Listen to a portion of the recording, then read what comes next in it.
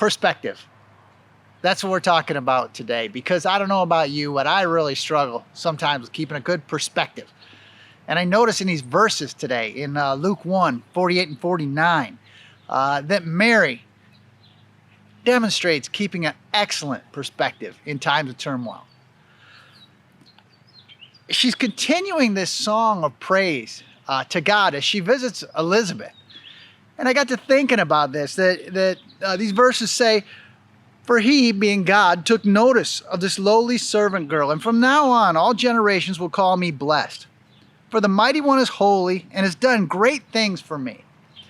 When I read that, the Mighty One is holy and he's done great things for me, I was thinking about where Mary is at this point in her life.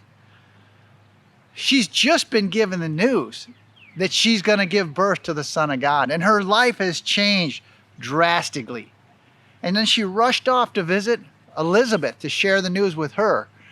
And Elizabeth, as we talked about before, was older and wanted a child but couldn't.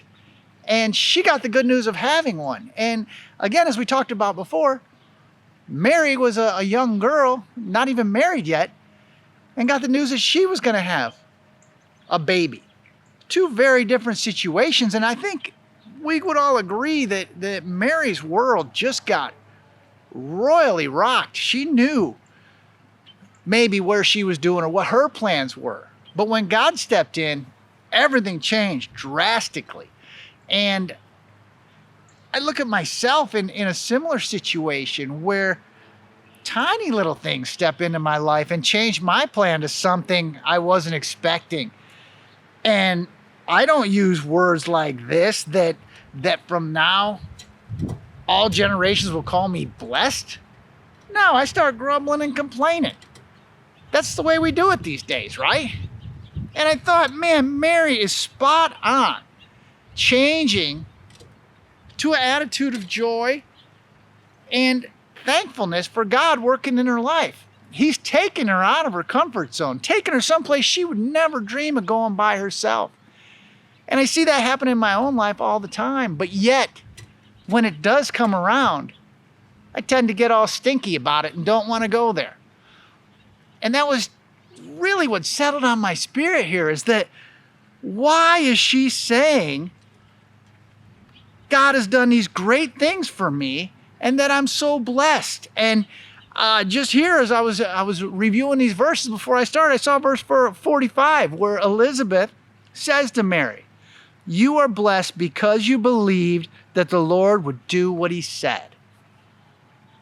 Let that settle in a minute. You are blessed because you believed that the Lord would do what he said. I think those times that I grumble and complain, maybe that's it. I'm doubting the Lord will do what he said. I really should be focusing on the fact that you can read this whole Bible and you will never find a time where God has gone back on his word. Never.